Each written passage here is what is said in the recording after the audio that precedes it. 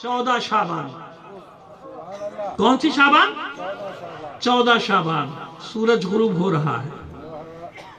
11वें इमाम ने, मासूम ने अपनी फूफी जनाब हकीमा खातून को पैगाम भेजा कि मेरे पास तशरीफ लाइए। कौन सा शहर है? सामर्रा। ऐसे ही है ना, सामर्रा भी है, सरमन राय भी है, बल्कि सुर्रमन रा से बन गया सरमन राय। सुर्रमन रा का अलग तशरीह है, तफसील है, फिर किसी वक्त। अभी तो ज़ाहिर वो घड़ी इसीलिए मैंने सामने रखी कि यहाँ एक अच्छी बात है कि हर चीज़ टाइम टेबल के हिसाब से चल रही है, तो मैं अपने आप को उसी टाइम टेबल का पाबंद रखना चाहता हूँ। तो आगे बढ़ते हैं। सामरा में है, ये ज़हन में रखिए, मैं बताता हूँ सामरा क्या है। सामरा में है, अपनी फूफी को बुलाया। फूफी कौन है? जनाब हकीमा खातून। जनाब हकीमा खातून कौन? नवे इमाम मोहम्मद तकी अलैहिस्सलाम की साहबजादी। चलो आगे। नवे इमाम की साहबजादी और 10वें इमाम की सगी बहन। नवे इमाम की साहबजादी, 10वें इमाम की बहन और 11वें इमाम की फूफी। जब भी तो फूफी हुई ना, कितने रिश्ते हुए। बस आप यूं समझ लीजिए कि ये तो मैं नहीं कह सकता कि मर्तबा वो है, मगर तशबीह दे सकता हूं कि जो हैसियत उस जमाने में सानिया ज़हरा की है ना, फूफी है ना इमाम की। एक इमाम की बेटी, एक इमाम की बहन, एक इमाम की फूफी, ऐसे है ना। बस यही जनाब हकीमा खातून है। एक इमाम की साहबजादी, एक इमाम की बहन और एक इमाम की फूफी। समझ में आ गया? फूफी है तो फूफी को बुलाया, और जब फूफी तशरीफ ले आई तो कहा इफ्तार मेरे यहाँ कीजिएगा। आज पैगाम भिजवा दिया था कि आज का इफ्तार 14 शाबान का मेरे यहाँ कीजिएगा। समझ गए हकीमा खातून के कोई अमर है जिसके लिए मेरे भतीजे ने, मेरे इमाम ने मुझे बुलाया है। जब आ गए इफ्तार के बाद कहा कि जाइए नरजिस खातून के हुजरे में जाइए, आज वो शब है। तवज्जो से सुनना, ये आखिरी है मेरे बस 5-6 मिनट, तवज्जो से सुनिएगा। तवज्जो, आज वो शब है जिसकी सुबह का हमसे वादा है। जिस शब में आप बैठे ना, शब का जिक्र कर रहा हूं, 14 का दिन गुजर गया, आज वो शब है जिसकी सुबह का हमसे वादा है। आज वो आने वाला है। जाइए नरजिस खातून की मदद के लिए हुजरे में जाइए। जनाब नरजिस खातून के हुजरे में गई, वापस पलट आई। मैं वो वाकया पढ़ रहा हूं जो सब आप सुनते हैं और कोई गलत नहीं, ठीक है ना। ऐसा कोई नई चीज नहीं पढ़ रहा। फिर आप कहेंगे जब नई चीज नहीं पढ़ तो पढ़ क्यों रहे? क्यों पढ़ रहा हूं अभी आखिर में बताता हूं आपको। यही है ना वाकया। गई, वापस आ गई, और वापस आने के बाद फरमाती है कि ए आका, ए सैयदो सरदार, ए मेरे भतीजे, मैं नरजिस खातून में विलादत के कोई आसार नहीं पाती। ऐसे ही है ना, मैंने गलत तो नहीं कहा। टोक दे, अगर मैंने किसी को गलत कहा हो तो टोक दे, बिल्कुल इजाजत है। ये कहा कि मैं किताबें साथ लेके चलता हूं भाई, टोकेगा तो मसला नहीं, अभी निकालूं। तो वो विलादत के आसार नहीं पाती। इमाम मुस्कुराए।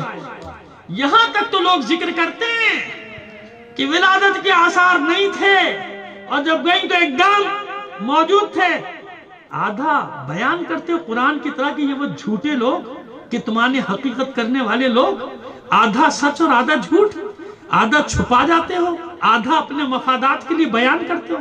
जितने में माल मिलेगा उतना बयान करते हो, जिसमें माल नहीं मिलना वो बयान नहीं करते हो। नहीं समझेंगे आप, कहाँ समझेंगे? समझ भी जाएंगे तो कोई रिस्पांस नहीं देंगे, मुझे मालूम है। पूरी बात बताओ, छुपाते क्यों हो आधी बात को? इमाम मुस्कुराए। जब जनाब हकीमा खातून ने फरमाया कि मैं विलादत के आसार नहीं पाती, तो इमाम ने मुस्कुरा के कहा, बिजान जाइए, ये आने वाला वैसे ही आएगा जैसे मूसा आए थे। ये आने वाला कैसे आएगा? अच्छा, इससे पहले किसी इमाम के आमद के वक्त ऐसा वाकया हुआ? बता दीजिए। हुआ इमाम हसन पे अलैहिस्सलाम अजमईन, पहले कह दूं ताकि सब शामिल हो जाएं। इमाम हुसैन पे, चौथे इमाम, पांचवें इमाम, छठे इमाम, सातवें इमाम, आठवें इमाम, नवें इमाम, 10वें इमाम, 11वें इमाम, बताए ना? हुआ, यही हुआ। और इल्लत बता रहे मासूम, क्या फरमा रहे? वैसे ही आएगा जैसे। क्यों है मेरे मौला, ये शुबा क्यों रख दिया? क्यों आएगा मूसा की तरह? क्यों आएगा? दलील सुनो ना। पढ़ते नहीं है तारीखें, और यहां बैठ के लोगों को क्या बताऊं मैं। छोड़िए, आज दुआ की शब है, दुआ कीजिए परवरदिगार सबको हिदायत दे। बस मैं तो अपनी बात करता हूं, हालांकि जिगर छलनी होने लगता है, ऐसी ऐसी चीजें हो रही है। अब तो माशाल्लाह नाच गाने को भी शरई हैसियतें दी जा रही है। खुदा इन लोगों को हिदायत दे। आज की शब पढ़ लिख के गोड़ा है, पढ़ लिख के ये हाल हुआ तुम्हारा कि तुम्हारे सामने नाच गाने बजाने हो और तुम अपने ज़मीर और दीन का सौदा करके खामोश खड़े रहो, बैठे रहो, सिर्फ इसलिए कि लोग तुम्हें गालियां ना दें, बुरा भला ना कहें, दो हमें गालियां। लेकिन हमें इसकी परवाह नहीं होती है। क्यों? हमें मालूम है कि इस राह में क्या हुआ है उलमा के साथ, क्या हुआ है अइम्मा के साथ, क्या हुआ है अंबिया के साथ, क्या हुआ है रसूलों के साथ। लोगों ने क्या कुछ किया था। जब उनको नहीं छोड़ा, हम वैसे गुनाहगार छोटे मोटे लोग, हमें कहां छोड़ेगी ये दुनिया जिसने उनको नहीं छोड़ा। तो सुनो दलील क्या है इसकी। सामरा कहां पर है? तो कभी सवाल नहीं किया उनसे कि सामरा में थे क्यों इमाम? 11वें इमाम नहीं बल्कि 10वें इमाम, दोनों की जरिए है ना। वहां 10वें इमाम के जमाने से सामरा में थे। क्यों थे सामरा में? काज़मैन में क्यों नहीं थे? करबला में क्यों नहीं थे? बगदाद में क्यों नहीं थे? नजफ में घर वहां क्यों नहीं थे? मदीने में क्यों नहीं थे? सामरा में क्यों थे? जहां ना कल चाहने वाले थे ना आज है। जो जा चुके हैं देखा है ना, कॉरिडोर से जाते हो ना, क्योंकि आबादी है ही नहीं अपनी, कभी भी नहीं रही वहां आबादी। किसी जमाने में भी अपनी आबादी नहीं रही, आज भी नहीं है। इसीलिए कॉरिडोर बना हुआ है।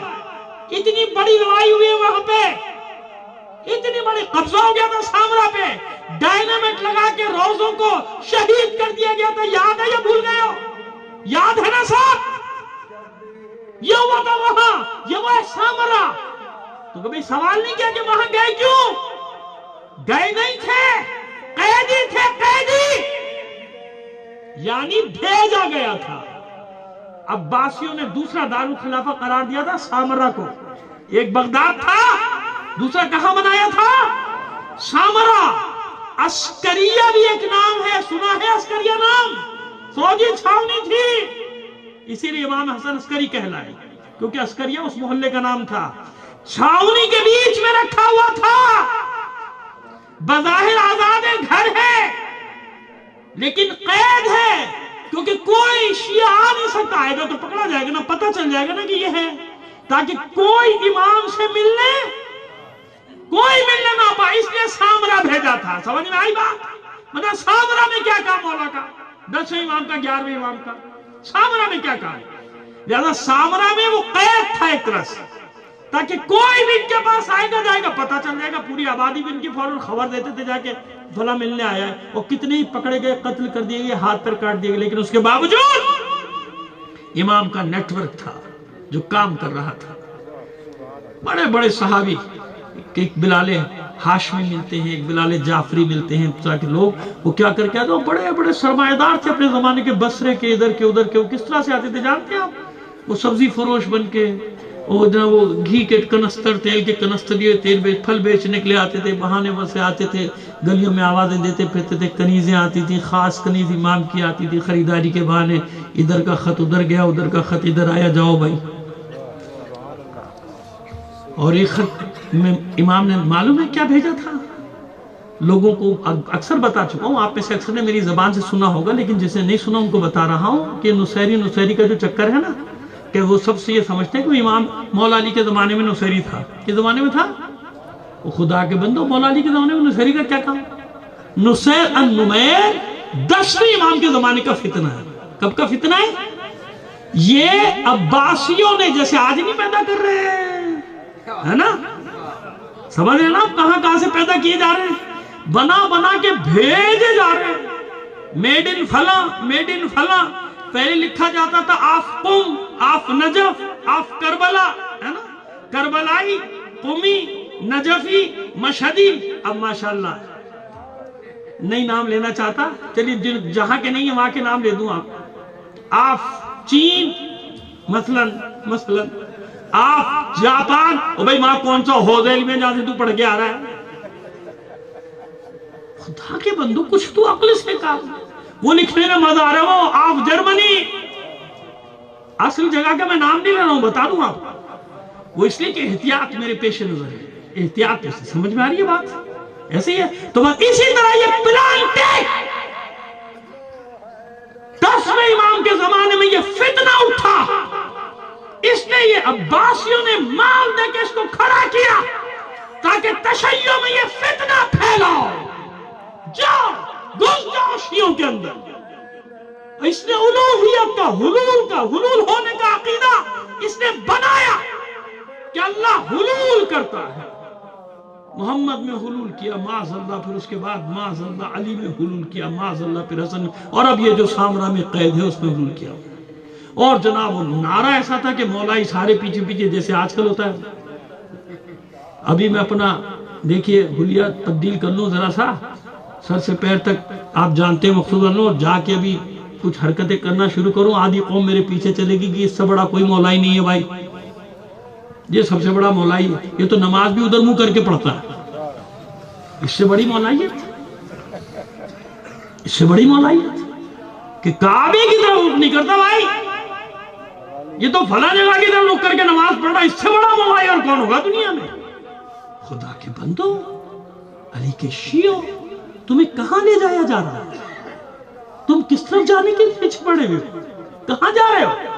امام نے پیغام بھیجا، جہاں جہاں میرے شیعہ ہیں پیغام پہنچا دو کہ جو یہ نعرہ لگائے، منبر پہ بیٹھا ہوں، ذمہ داری سے بات کر رہا ہوں، میرا اللہ دیکھ رہا ہے مجھے تمہاری پرواہ نہیں ہے، حالانکہ پرواہ ہوتی تو میں یہ بات نہ کرتا، مجھے تمہاری کوئی پرواہ نہیں، مجھے اللہ کی بارگاہ میں جواب دینا ہے۔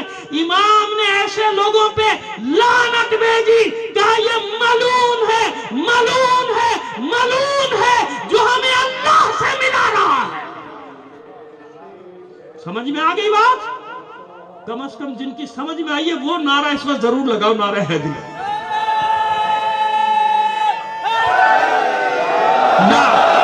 نعرہ تکبیر، اللہ، نعرہ رسالت، یا رسول اللہ، نعرہ حیدری۔ اب سمجھ میں آ گئی بات کہ مسئلہ کیا ہے؟ میرا مولا فرماتا ہے نعرے جتنے فضائل پڑھنے پڑھو، دنیا چھپاتی ہے تم مت چھپاؤ، بیان کرو، لیکن خبردار ایک حد بتائی مولا نے، میں نہیں بتا رہا۔ کہتے ہیں یہ مولا کی حد بتاتے، مولا کے فضائل کی حد بتاتے، الو بناتے ہو لوگوں کو، ہم نے کب حد بتائی؟ ہمیں خود ہی نہیں معلوم، تمہیں کیا بتائیں گے؟ دنیا میں کسی کو معلوم ہے مولا کی حد؟ کون جانے بھائی؟ اللہ جانے یا رسول جانے، اور کون جانتا ہے مولا کی حد؟ لیکن مولا نے ہماری حد بتائی، ہماری مولا نے بتائی کہ خوب فضائل پڑھو ہمارے، لیکن خبردار وہاں تک نہ جانا۔ سمجھ میں آگئی بات میری؟ سمجھ میں آگئی بات میری؟ بس آخری جملے سن لیجئے، تقریر ختم ہو گئی، بس وہاں پہرا ہے۔ کیوں؟ بنی عباس آج کے شیطانی طاقتوں کی طرح اس وقت کی شیطانی طاقتیں بھی جانتی تھی کہ بارواں آنے والا ہے اور کہاں سے آئے گا، لہذا ان کے راستوں کو روکنے کے لیے 10ویں امام کے زمانے سے سامرا میں قید کیا گیا۔ عباسیوں کو تو یہ بھی نہیں معلوم ہوا کہ کب نرجس خاتون عقد میں آئی، کب امام دنیا میں آئے، کب 5 سال کے ہوئے، وہ تو اسی خوش فہمی میں رہے کہ کوئی نہیں آیا، کوئی نہیں آیا۔ اب سمجھ میں آیا کیوں کہا تھا مولا نے کہ وہ آنے والا موسیٰ کی طرح آئے گا، کیونکہ حالات ایک جیسے تھے۔ اس زمانے کے فرعونوں نے بھی گھر گھر پہرا لگایا تھا، اس زمانے کے فرعونوں نے بھی امام کے گھر پہ یا پہرا۔ نعرہ حیدری، یا امام المنتظر، الاجل الاجل، یا امام المنتظر، یا امام المنتظر، بآواز بلند صلوات۔ سمجھ میں آگئی بات؟ ختم کر دیا میں نے، آپ اطمینان رکھیں، میں نے اپنے وقت میں ختم کر دی بات۔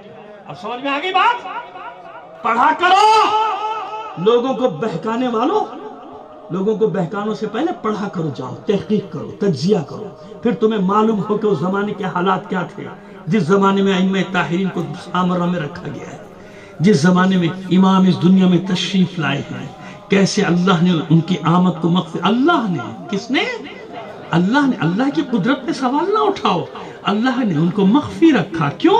کیونکہ وہ چاہتے روکے، اور اللہ کا وعدہ کیا ہے؟